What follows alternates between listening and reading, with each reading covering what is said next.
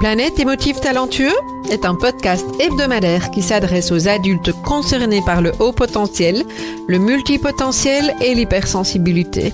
À tous ceux qui vivent avec le sentiment de décalage et qui se posent mille et une questions. Vous découvrirez des clés pour vivre pleinement votre singularité de façon authentique par le biais d'entrevues avec des experts du haut potentiel et de l'hypersensibilité, des témoignages ainsi que des épisodes solo relatant de nombreux conseils dans le domaine. Planète émotif talentueux est animé par Nathalie Alsten, senior coach, thérapeute, auteure du livre Émotif talentueux, être soi autrement et fondatrice du congrès Douance, le seul congrès virtuel en francophonie destiné aux adultes surdoués et hautement sensibles. Bienvenue chez vous en direct de la planète Iti. Bonjour les émotifs talentueux, ravi de vous retrouver cette semaine avec une session de coaching avec Catherine. Alors, Catherine rencontre des difficultés pour réaliser des projets, elle perd du temps et de l'énergie, nous dit-elle, à vouloir creuser chaque piste, car tout l'intéresse, ça j'imagine que ça va parler à une série d'entre vous, et nous dit-elle, elle finit par se perdre dans les détails. Alors elle cherche des pistes pour garder son énergie sans dépasser un stade où elle doit finalement s'arrêter parce qu'elle est trop épuisée. C'est ce qui est intéressant, c'est que Catherine va découvrir que finalement, elle a tout en elle. En changeant de perspective, on la retrouve tout de suite. Bonjour Catherine. Bonjour à tous. Comment vas-tu? Ça va bien, aujourd'hui ça va. Génial. Alors, je suis très heureuse de t'accueillir aujourd'hui et on va donc partir sur un coaching. Alors, pour les personnes qui nous écoutent, évidemment, on a un espace-temps relativement réduit par rapport à un coaching habituel, je dirais. Mais l'idée, c'est de voir ce qui va émerger à travers ta demande. Donc, ce que je te propose, Catherine, c'est de m'expliquer ce que tu voudrais qu'on aborde aujourd'hui et ce que tu as comme intention par rapport à cette séance en lien avec le contexte dans lequel tu l'amènes. Ce que j'apprécie beaucoup là dans ce congrès, quand je l'ai découvert, c'est qu'il n'y a pas de mots. Moi, ce que j'ai entendu beaucoup dans la vie courante, c'est que j'étais dispersée ou rêveuse, ou des mots qui marquaient un peu quelque chose de négatif. Et puis de toute façon, je ne savais pas quoi en faire. Donc l'extérieur me plaquait des mots négatifs, je savais pas quoi en faire et c'est pas j'avais accepté cette image négative de moi. Et puis j'ai entendu des choses très positives justement à ce congrès. Je me suis dit waouh, là je me sens reconnue. On me dit pas que je suis dispersée, on me dit que j'ai plein d'idées qui sont très bonnes, mais effectivement on peut pas tout dire d'un coup, quoi. On peut pas faire la pensée et la parole. On peut avoir plusieurs pensées et on peut dire qu'une seule chose. Donc on peut pas exprimer toutes ces idées d'un coup.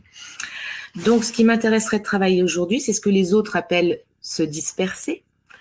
Mais moi, j'ai toujours plein d'idées où mes amis me disent « Oh, toi, t'as plein d'idées. » Oui, mais après, c'est à gérer, quoi, pour que ça vienne dans la matière et que ça se concrétise. Donc, ça m'intéresserait le thème, j'ai le mot dispersion, on va dire un autre mot maintenant. Comment on pourrait dire, de se recentrer. On a un projet, un objectif, on lui a donné un nom. Et dans ces recherches, comment se recentrer, ne pas s'éparpiller, voilà un mot aussi que j'ai beaucoup entendu, et aller à l'essentiel. Après, pas 100% non plus, parce que moi je trouve ça intéressant d'aller sur les voies de traverse. Parce que moi en faisant ça, j'ai peut-être perdu beaucoup d'énergie, de temps, mais je me suis beaucoup enrichie. Je suis curieuse, tout m'intéresse. Donc, je me suis beaucoup enrichie, mais je reconnais que si je pars dans toutes les directions, il y a une grande perte d'énergie et je ne peux plus suivre le rythme des autres. Parce que moi, j'ai passé plein de temps à faire autre chose que l'objectif. Je pense par exemple à des études de psycho que j'ai fait là après 40 ans. Oui, je pense aussi à une formation que j'ai fait en énergie chinoise. Alors là, c'était tout à fait une autre façon de voir les choses. Ça m'a passionnée.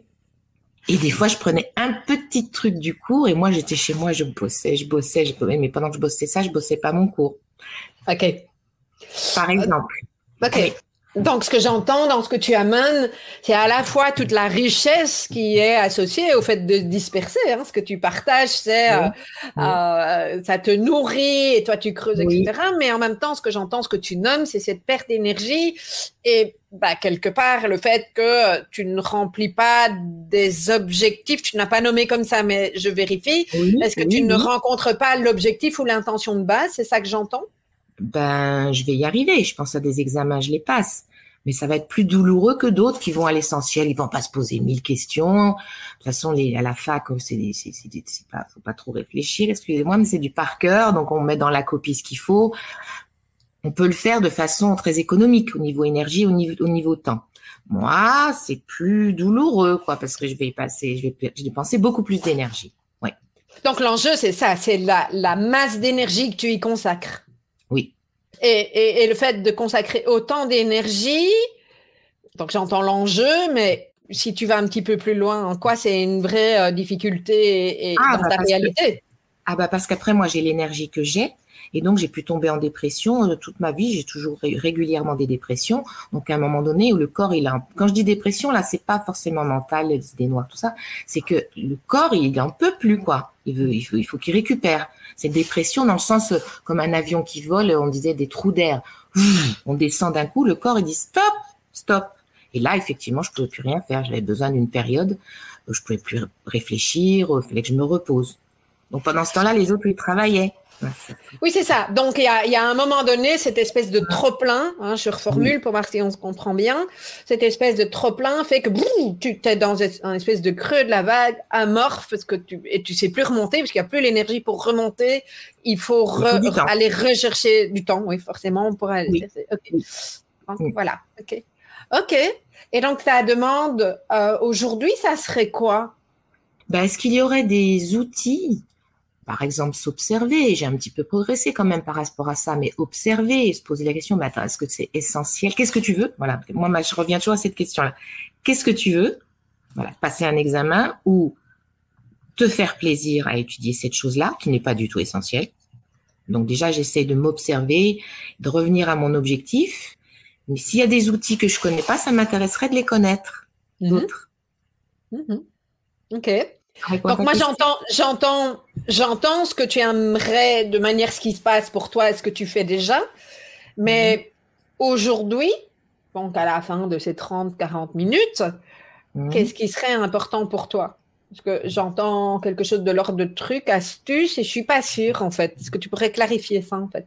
Moi j'appelle plutôt ça des outils, c'est-à-dire des clés, des choses à pratiquer. C'est ça que j'appelle des outils. C'est très concret, des choses à pratiquer, des clés pour ne pas partir dans un no man's land de trop de recherche, vouloir chercher trop de connaissances, trop de curiosité. Je sais pas si on peut dire ça, parce que moi, la curiosité, c'est une qualité, mais effectivement, on peut pas répondre. Moi, je peux pas répondre à toutes les questions que je me pose.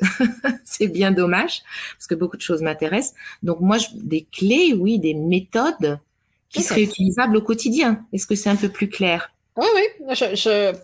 Moi, ce qui est important, c'est qu'on soit bien aligné. D'accord. Alors, j'entends, Catherine, que tu as déjà des clés.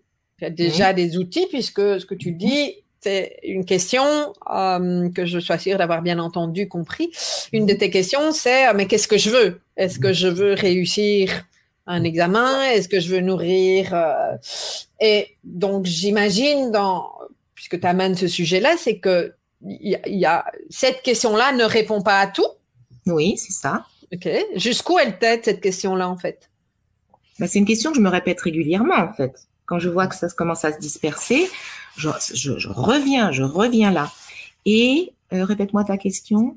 Donc, ce que je disais, c'est qu'il y a déjà cette question-là, mais que manifestement, ça ne te permet pas d'aller jusqu'au bout. Donc, je ne sais plus ce que j'ai posé comme question juste avant, mais à quel moment elle ne répond plus à ton besoin, cette question-là?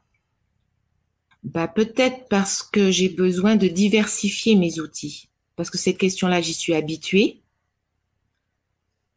Et j'ai besoin de diversifier, de trouver d'autres. Alors à quel moment? Comment je peux te répondre ça? À quel moment c'est pas assez? Quand je vois que je dépasse encore les bornes. Quand je vois, j'ai encore dépassé. J'ai pris beaucoup de temps pour faire ça. C'était peut-être pas essentiel. Oui, quand j'ai dépassé moi-même de moi-même. Ok. Donc qu'est-ce qui te manque dans ce cas-là? Comme un référentiel. Moi, j'ai un petit carnet où je note des choses. Et quand je suis perdue, je vais voir et je me dis, mais oui! Alors que c'est moi qui ai écrit, Je dis, mais oui, c'est vrai, je peux faire ça. Donc, comme un référentiel où je pourrais me mettre dans mon petit carnet et dire, ah ben voilà, cette fois-là, parce que c'est jamais pareil, ça se présente jamais de la même façon les choses. Donc, ah ben voilà, cette fois-là, ah oui, je vais prendre cette clé-là. Là, voilà, là, je vais faire ça. Ok, donc il y a un référentiel. Ok. J'ai plus de petits papiers ici. J'arrive au bout de mon carnet, tu vois.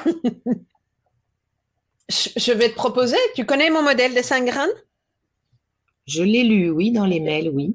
Donc, j'ai proposé de remettre peut-être de la structure par rapport au modèle de 5 graines et de voir comment on peut avancer par rapport à ça. Donc, le modèle des 5 graines, la première graine, c'est la graine de connaissance. Et j'entends combien la graine de connaissance est quelque chose qui est important pour toi, de la nourrir. Et ce que j'entends, c'est que c'est comme s'il n'y avait pas assez de toute une vie pour avancer là-dessus. Okay. Oui, parce que ça me réjouit, ça me donne de la joie. Ça me donne beaucoup de joie. J'entends bien. En même temps, une question que je me pose, et on refera le lien après, mais ou pas, mais c'est, tu sais, il y a la connaissance intellectuelle, donc quelque part, on remplit, on nourrit, c'est pas rempli, je préfère le mot nourrir, on nourrit l'intellect, ok? Jusqu'où ça te permet d'être en connaissance avec toi? Oui, bonne question, parce que moi, pour connaissance, c'est pas que connaissance intellectuelle. Quand je suis dans la nature et que je regarde les choses, je suis en pleine recherche de connaissances parce que chaque jour est différent, la météo est différente. Donc là, je suis plutôt à l'intérieur de moi et j'observe avec tous mes sens. Ça, c'est une façon de connaître aussi. Donc, là, on m'a dit que les rossignols, ils étaient toujours seuls, c'était solitaires. Là, ce matin, j'étais dans mon jardin, il y en a 2 qui sont venus, 2 ensemble et qui sont repartis ensemble. Ah, je me dis, tiens, non, ils aiment bien être 2. Parce que c'est vrai, quand je jardine, il y en a toujours un à côté de moi. Donc, j'en ai parlé aux amis, ils m'ont dit, oui, c'est des solitaires, ils sont toujours tout seuls. Ce matin, j'en ai vu 2. Ça me réjouit. C'est très simple. J'étais toute contente de voir mes 2 rossignols. C'est des rouges-gorges d'ailleurs, pardon, je me suis trompée. C'est des rouges-gorges. Voilà, ça me donne de la joie, c'est de la connaissance sur la nature. C'est pas grand-chose, c'est éphémère, mais ça me fait du bien. Donc, pour moi, connaissance, c'est large. Et donc, en fait, c'est effectivement très, très large, mais ce que j'entends aussi, c'est quand tu es dans la nature et il y a quelque chose de l'ordre du corps et de tes ressentis, on est déjà dans la graine de sagesse, en fait, et donc la graine de sagesse, c'est vraiment celle qui nous permet de nous observer, aussi bien dans le fait que nous voulons être sages, j'aime bien, pas pour rien qu'elle s'appelle graine de sagesse, donc faire comme tout le monde nous a dit de faire, par exemple, et je reviens dans le contexte dans lequel tu nous as amené ta demande, non dispersée, carré, machin, etc. C'est juste que toi, tu sais que c'est pas comme ça que tu fonctionnes. Okay. Et donc, puisque tu demandes un référentiel sur, j'entends bien la question que tu poses au début, est-ce que c'est ça que je veux? Mais est-ce que avec cette graine de sagesse, on pourrait trouver un référentiel qui te permettrait de te dire à quel moment c'est juste et ça n'est plus juste pour toi. Tu suis jusque-là? Alors là, j'ai envie de te parler du corps. Je le sens un peu plus dans le corps. Un peu plus tôt, je dirais. Voilà. Parce que quand on est en dépression, voilà, ça c'est la fin. C'est trop tard. Il y a tout qui s'écroule. Il me semble que je suis sensible un peu plus tôt. Et pour des petites choses, je vais dire, non, ça je le fais pas. Okay. Ou les pensées, ou par exemple, je suis traversée par des pensées, je suis avec quelqu'un en marche et je me dis, non, c'est pas très intéressant, je veux pas la dire, cette pensée-là. J'ai le temps de faire un peu du tri. De tes pensées, mais comment ça se passe au niveau corporel? Alors, au niveau corporel, je réfléchis. C'est la fatigue qui est un très très bon indicateur pour moi, même si c'est pénible et si je dirais que je suis une fatiguée de naissance. Mais la fatigue, dès qu'il y a un petit trou, un petit bug, pas l'immense fatigue, quoi. En fait, il faudrait changer de mot. Fatigue, c'est très négatif, c'est connoté très négativement. Il faudrait dire ralentissement, un petit ralentissement, un petit « Oh, j'ai plus envie ». Ah bon, t'as plus envie? Tiens, pourquoi? Quoi? C'est quoi cette plus envie? Voir si c'est le corps qui est fatigué, qui a besoin de se reposer, voir si effectivement ça t'intéressait hier mais ça t'intéresse plus aujourd'hui, parce que ça change beaucoup. Ça change, oui. Moi je trouve que ça change vite les choses. Donc au niveau du corps, ça serait un ressenti, on va dire, de fatigue et le mot habituel, mais comme un ralentissement, et ça serait le corps qui a pas envie de se mettre en marche. Non mais j'ai pas envie, j'ai plus envie. Ou par exemple, une phrase, ça peut être où je me surprends moi-même et je ne sais pas pourquoi, c'est « j'en ai marre ». De quoi? Faut que je lui dise, mais qu'est-ce qui se passe? Des choses comme ça, oui. Ah ouais? Alors, qu'est-ce qui fait? Parce que est-ce que je comprends maintenant que donc quand il y a de la fatigue, du ralentissement ou ce fameux j'en ai marre, tu n'écoutes pas forcément? Ah si, à ce moment-là, oui. C'est déjà un avertissement. Okay. Ah si. Bon, des fois, je trouve pas, hein, mais au moins, j'écoute. C'est pas je cherche, j'allais dire je cherche. C'est pas comme ça que ça marche. J'écoute puisque ça parle. Là, il y a quelque chose qui parle dans mon corps. Alors, qu'est-ce que c'est? Bon, je trouve pas toujours, mais ce qu'est-ce que c'est? Ah, déjà, ça fait un stop dans un mouvement qui irait trop vite.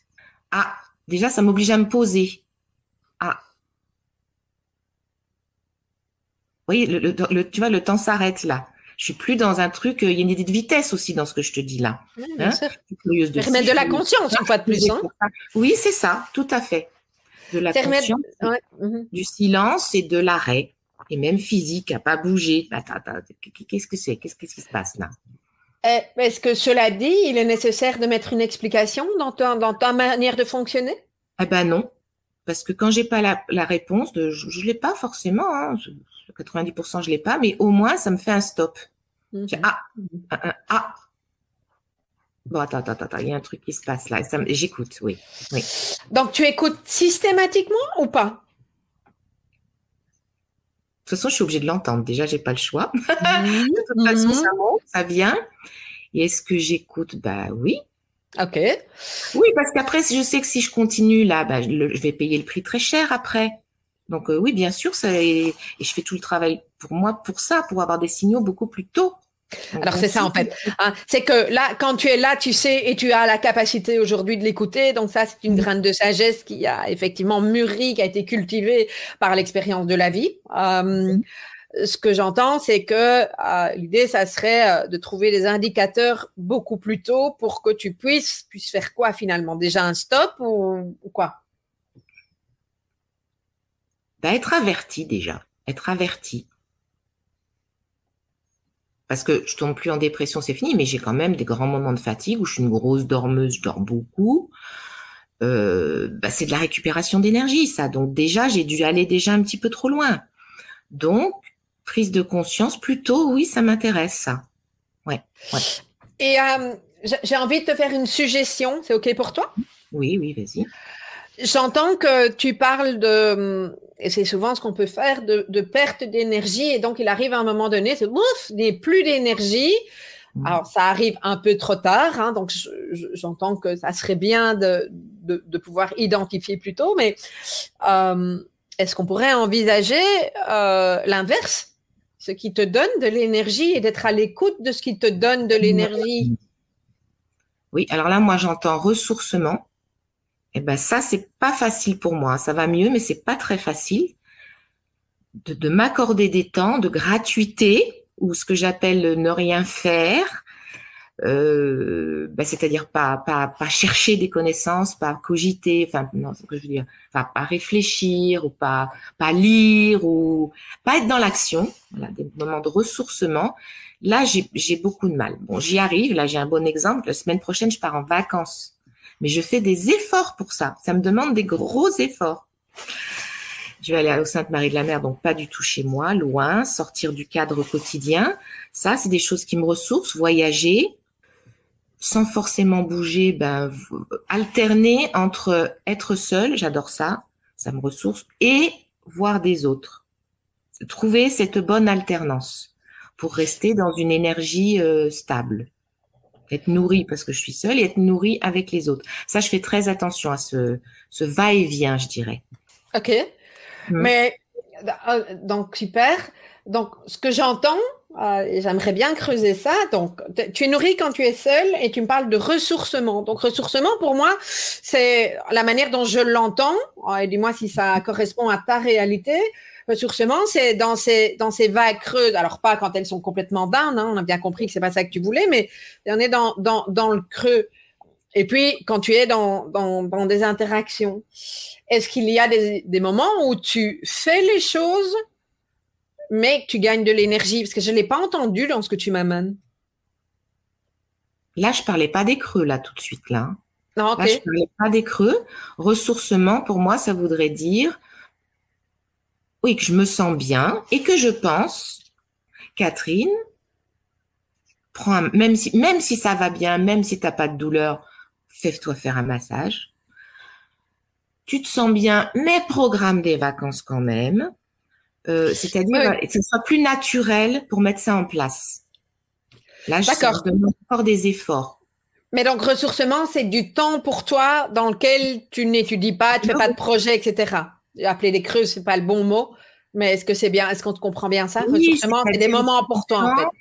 Oui, c'est ça, c'est des moments pour moi où je vais me ressourcer. Oui, où j'accorde parce que les connaissances, tout ça, c'est vers l'extérieur.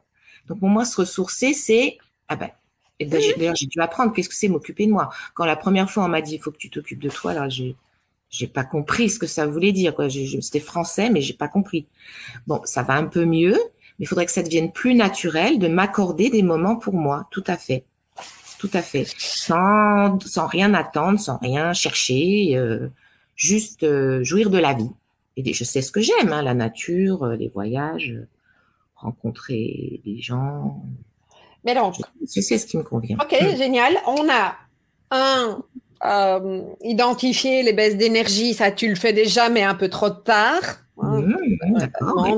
Il y a l'apprentissage actuel, ou en tout cas le développement de cette compétence. Je suis pas sûre qu'on puisse appeler ça une compétence, mais appelons-la quand même comme ça, du fait de t'occuper de toi.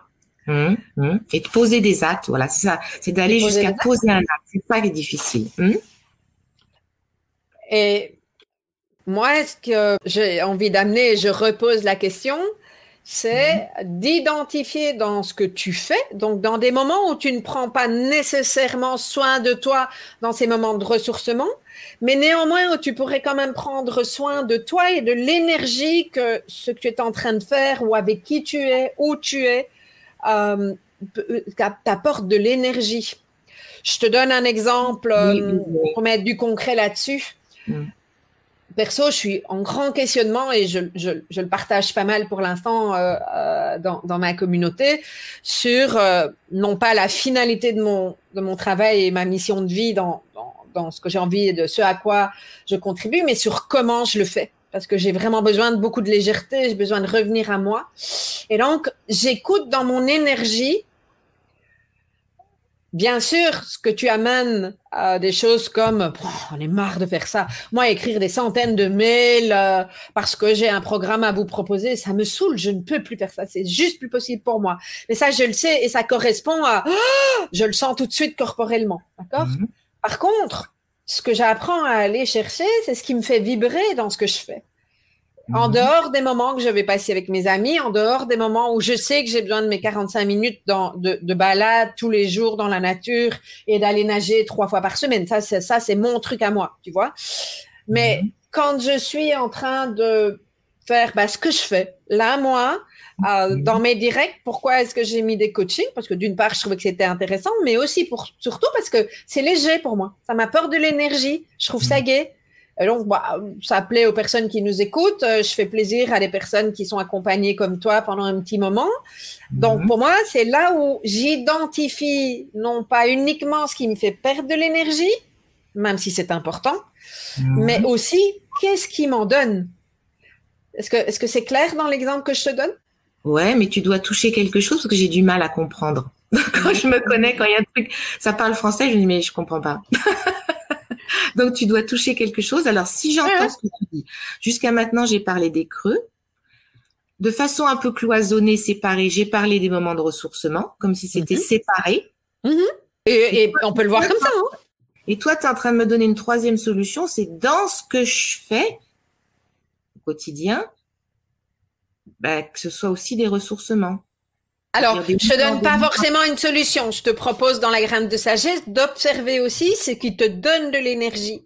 Puisque dans notre quotidien, ce qui est important, c'est de pouvoir réguler, j'aime bien ce mot-là, parce que contrôler, je n'aime pas. Réguler l'énergie, c'est un peu comme le chauffage. À un moment donné, il fait trop chaud ici. Je vais aller baisser le chauffage. Puis, moi j'ai froid, donc je vais aller l'augmenter. Mais je sais qu'il fait trop chaud ou trop froid parce que je ne suis dans mon corps, il y a un truc qui se passe et j'ai trop chaud ou trop froid et donc je vais bouger le thermostat. Okay, et donc moi j'ai entendu que le thermostat là, quand il fait trop froid, ça tu es consciente de ça, mais quand il fait déjà fort froid, mais le truc suit bien, je ne l'ai pas encore entendu. J'ai entendu un petit peu le trop chaud, ou à un moment donné où tu te rends compte qu'il y a beaucoup de choses qui se passent, etc. Il y a de la conscience là-dessus, mais il n'y a pas encore la conscience. Si je reprends il y en a peut-être, mais je ne l'ai pas entendu. Si je reprends ma métaphore du thermostat, c'est à quel moment je sais aussi jouer avec ce qui me fait du bien pour que ce soit la bonne chaleur pour moi. Ah, alors j'ai un exemple. Oui, ça va. Là, j'ai compris. Voilà, ok. Oui, par exemple, je me suis acheté un matelas chauffant d'une personne. On peut régler le temps et la chaleur. Et je le mets juste avant d'aller m'endormir et je rentre dans un lit chaud. Je le laisse une demi-heure. Et ça me fait, c'est mon moment. C'est mon moment, ça me fait super du bien. Et moi qui ai de l'arthrose, les douleurs, c'est plutôt le matin au réveil. Et le fait de m'endormir dans du chaud comme ça, j'ai pas de douleur le matin. Et ça me donne beaucoup, beaucoup de plaisir. La chaleur, c'est génial. Ok. Donc ça, c'est quelque chose que je fais pour moi, qui me ressource, qui m'empêche d'avoir des douleurs, donc forcément un gain d'énergie. Ça répond plus, ça? Tout à fait. Si on transpose ça, je vais reprendre l'exemple que tu nous as donné au début sur les études que tu as reprises, et ça peut être n'importe quel projet. Comment est-ce qu'on pourrait, à la limite, transposer cette métaphore-là dans un projet comme celui-là? Là, tout de suite, je sais pas. Mais c'est une bonne question, parce que c'est vrai que je suis une fonceuse. Une fois que je pars dans un projet, on y va, ça serait quelque chose à inventer. Ce que tu me dis là, ça serait quelque chose à inventer pour moi. Alors, je sais pas quoi, c'est inventé. Donc, il faudrait que je sois dans la situation. Donc, je sens tout de suite, non, là, stop, tu vas trop vite. Qu'est-ce qui te ferait plaisir? Bon, ça peut être s'asseoir, boire un thé. Parce que quand je suis partie dans le mouvement, j'ai du mal, hein. Oui, c'est ça, en fait. S'arrêter, s'asseoir, boire un thé, allez, je vais répondre au portable, allez, je vais faire ci, allez. C'est vraiment très, très difficile de s'asseoir et de boire son thé, de faire que ça. Les pensées vont continuer. Oui, c'est vrai qu'une fois que je suis partie, c'est très difficile. Oui, mais en fait, Catherine, moi, ce que j'entends là maintenant, oui, t'as un élément qui vient... qui vient donner pour moi de la conscience, qui éclaire certaines choses, c'est que, je vais reprendre une métaphore, si c'est OK pour toi, c'est qu'une fois que la locomotive, elle est chauffée, elle est partie. Et quand est-ce qu'elle s'arrête, cette locomotive? Pour le moment, par un creux. Ouais, quand vraiment j'ai une passion, quand je suis partie vers quelque chose. Donc, la conduite de la locomotive pourrait être intéressante. Tu vois, est-ce que la locomotive a besoin de partir à fond de caisse, comme on dit chez nous? Au départ, déjà le départ. Déjà au départ. Et observer le départ, très intéressant, ouais. Et à ce moment-là, dès le départ, on peut faire des priorités. Oui, est-ce que la locomotive a besoin de s'arrêter à toutes les stations ou bien d'être sûr que toutes les 10 stations, elles s'arrêtent? Je prends n'importe quoi comme exemple, mais c'est-à-dire de pouvoir inventer ton propre plan de route de locomotive, sachant que tu es probablement pas une locomotive qui va y aller tout doucement, parce que c'est pas ton truc. Et je comprends fort bien. Effectivement, oui. Mais est-ce qu'elle est obligée de se transformer en TGV?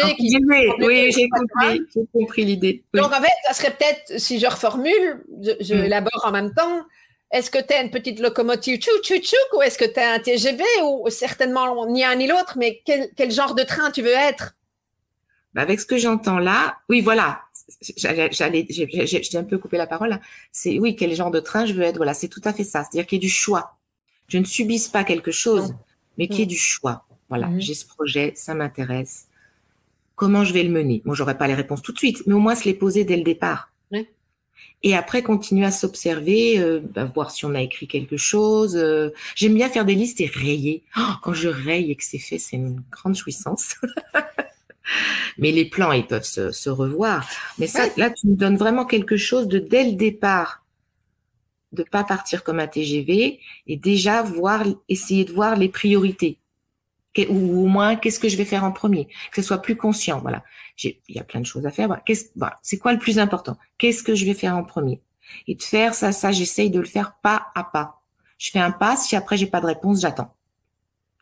Après, faut mettre en action les choses aussi. On peut pas attendre comme ça.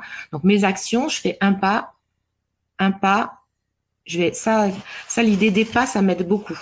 Après, je vais repenser au train, ça va m'aider aussi. C'est pas mal. C'est pas mal le train au niveau de la vitesse, de réguler la vitesse. Ouais, c'est pas mal la métaphore du train. Oui. Il y a vraiment ça. Et puis, je pense aussi que en fonction du projet, en fonction de l'enjeu du projet, en fonction de l'état dans lequel on démarre, ben, le train, il peut fonctionner de différentes manières à différents moments. Oui, d'une station à l'autre, il peut y avoir différentes vitesses. Toujours observer si on a l'énergie, si on a mis du carburant ou pas. Pas de carburant, bah, ça va être ploum, ploum, ploum. Et pourquoi pas? Il n'y a rien de négatif là-dedans. S'il y a de l'énergie, si on doit aller vite, à voir, à étudier à chaque fois. Oui, ça, c'est un moyen d'observation nouveau pour moi. Ouais. Moyen d'observation, est-ce que ça peut être aussi, au-delà du moyen d'observation, je vais venir à la graine de courage, en tout cas la graine de courage, c'est la suivante qui se base sur quand tu as observé comment tu fonctionnais, ça te permet de mettre en place, d'exprimer les choses. Mais alors exprimer, c'est aussi en faisant, ok? Et puis de revenir à la graine d'observation, enfin la graine de courage, je vais y arriver, de sagesse, hein, qui te permet de réobserver et d'aller de l'un à l'autre régulièrement. Et de poser tes choix au moment où. Voilà. C'est ça, parce que les circonstances changent au fur et à mesure. C'est ça. Donc, se reposer les questions quand c'est nécessaire et donner peut-être des réponses plus adaptées. Voilà, le mot adapté, il est intéressant là. De donner à chaque fois, quand c'est nécessaire, une réponse plus adaptée. Ouais. Bon, je régule ma vitesse, la vitesse du train ou ce que tu veux. Hein, on est parti sur cet exemple-là, mais en posant une intention, si je reprends la métaphore du train et à l'idée du voyage, et si je reprends l'idée du voyage, c'est quelle est ma destination? Oui. Quelle est ma destination et qu'est-ce que je veux au terme de cette destination-là? Oui, et je dirais même, est-ce que la destination est toujours intéressante? Ouais. J'ai le droit de poser la question pendant la. Bah, bien sûr, c'est toi avec toi. Oui, donc, cette métaphore, ça offre vraiment tous les choix et d'être adapté au moment où on fait un petit point, quoi, à une station. Et de réguler effectivement la vitesse. Oui. Et la vitesse, ça peut être aussi. Ben maintenant, c'est stop. Oui, et pour un petit moment. Et décider quelques jours, non, mais là, c'est bon. Ok. Comment tu te sens là, Catherine? Ah, bah bien, parce que ça me réjouit d'avoir des nouvelles pistes. Parce que là, c'est pas un amas de connaissances, c'est pas ça. C'est des pistes pour mieux s'entendre, s'écouter, être plus respectueux par rapport à soi-même. Moi, je vois ça, ce que tu me donnes là. Et donc, pas de perte d'énergie en masse, pas d'insatisfaction, pas de déception que je me serais créé moi-même. Pour moi, le corps est la meilleure boussole et j'aime bien parler d'énergie. Et l'énergie, c'est aussi la vitesse dans ce qu'on a vu avec toi. J'aime bien parler d'énergie parce que le corps en soi, je pense que parfois, c'est un discours qui devient saoulant. En tout cas, ça l'a été pour moi, un retour au corps. Tu vois, par contre, quand c'est écoute ton énergie. Oui, mais voilà. Oui. Hein, par contre, écoutez mon énergie, ma vibration, ce qui se passe, est-ce que ça bouge pas, t'es lourd, machin. Voilà, qu'est-ce que ça me dit? Et peut-être pas mentalement, comme tu l'as bien exprimé, mais ralentissement, train, on va s'arrêter à la prochaine gare. Et j'ai peut-être décidé de redémarrer à pleine vitesse ou tout lentement. On verra. Je ne sais pas, en fait. On ne sait pas, ouais. Ça m'aide beaucoup, je ne sais pas. Ah, je ne sais pas, ça me fait arrêter. Hein. Je me pose une question, bon, c'est tout bête, je suis allée à l'anniversaire et c'est pas trop la personne, je savais pas quoi faire comme cadeau. Et j'ai dit, bon, on donne de l'argent, bon, il y avait une boîte, j'y suis allée avec rien. Et quand j'ai vu les cadeaux, je l'ai offert le lendemain. Là, ça m'a donné des idées. Donc, je ne sais pas, je suis allée à l'anniversaire sans rien. Mais c'est pas grave. Là, je me suis dit, c'est pas grave. Pas grave. En voyant les cadeaux, j'ai eu l'idée et j'en avais un disponible chez moi et je l'ai offert le lendemain. Donc, je ne sais pas, ça j'aime beaucoup parce que ça me fait arrêter et c'est pas grave. Tu sais pas, tu fais rien. Oui, et c'est important aussi de pouvoir parfois l'exprimer à son entourage. Moi, je reprends l'exemple de l'équipe, tu vois. Parfois, ils me posent des questions. Je sais, et ça fait partie de la connaissance de soi. Je sais que moi, j'ai besoin de temps pour processer et que je ne sais pas répondre directement à un truc. Donc, parfois, quand l'équipe vient en disant on a besoin de ta comme réponse, tu vois, c'est trop pour moi. OK? Et puis le lendemain, je vais leur faire tout un déroulé, etc. Et donc, c'est capable aussi, une graine de sagesse d'observer, graine de courage d'avoir cette capacité de dire, je sais pas, mais par contre, je saurai probablement demain une bonne partie. Alors ça, c'est intéressant parce que ça, je sais pas, je sais le dire. Mais comme il y a une relation, il y a une interconnexion avec les autres, de dire je saurai probablement demain, ça je l'avais pas ce petit bout-là, et c'est peut-être important pour rassurer l'autre en face. Oui. Parce qu'un je ne sais pas, ça peut être déstabilisant peut-être pour quelqu'un en face. Moi je me sens bien, peut-être, mais rajouter un petit bout de phrase, je ne sais pas, mais ça viendra ou je vais trouver mon bout de phrase. Parce que est-ce qu'il vaut mieux répondre n'importe quoi pour que l'autre ne soit pas déstabilisé? Non, on est bien d'accord, tu vois. Donc, non, je sais pas. Je pense à un exemple, j'avais mon cousin et ma cousine dans la voiture qui étaient très très peur, enfin paranoïaque, tout ça. À un moment donné, on passe un petit pont. Elle me dit, mais on passe pas à deux sur ce pont. Et ben moi je dis, je ne sais pas, je me suis pas posé la question parce qu'il y avait personne, on était tout seuls. Donc je ne sais pas. J'ai pas pensé à ta question. Et comme ça, j'ai pas pris la peur parce qu'ils étaient tellement. Du coup, j'ai pas pris son émotion de peur parce que moi, j'ai juste entendu la question factuelle. On peut passer à deux? Je ne sais pas. Et on pouvait pas passer à deux, mais c'est pas grave. On se fait des politesses, on ralentit, c'était une petite route. Enfin, pour moi, il y avait zéro problème. Mais à sa question, je dis, je ne sais pas. Ok. Cool. Donc, si on revient, on refait un petit peu marche arrière pour voir où on en est, si tu es OK avec ça. On a parlé d'un référentiel. Est-ce que tu as le sentiment d'avoir un référentiel à travers ce qu'on a échangé? J'aime bien le mot piste. En tout cas, j'ai une bonne piste. Oui, une piste d'expérimentation, tu vois, une piste pour expérimenter. C'est à moi de l'essayer maintenant. Ouais. Et qui dit expérimenter propose d'adapter, de réguler. C'est un mot que j'aime beaucoup. Donc, c'est ça. Ok. Et donc, si on en vient à ta demande de base où j'ai noté que tu demandais des clés pour pouvoir pratiquer. Est-ce que c'est OK pour toi? On a répondu à ta demande? Oui, parce que le train, c'est un corps aussi. La métaphore du train va beaucoup m'aider. J'avais jamais pensé à ça. Il y a plein de trains différents, en vitesse, en grosseur, en largeur, en couleur. Qui je veux être à ce moment-là? C'est toujours à se poser à un instant parce que tout peut changer. Donc, oui, ça c'est un outil que je vais expérimenter, oui. C'est des images, ça paraît pas grand-chose, mais moi, ça m'ouvre un champ. Vraiment, ça m'ouvre un champ, vraiment. J'entends. C'est chouette.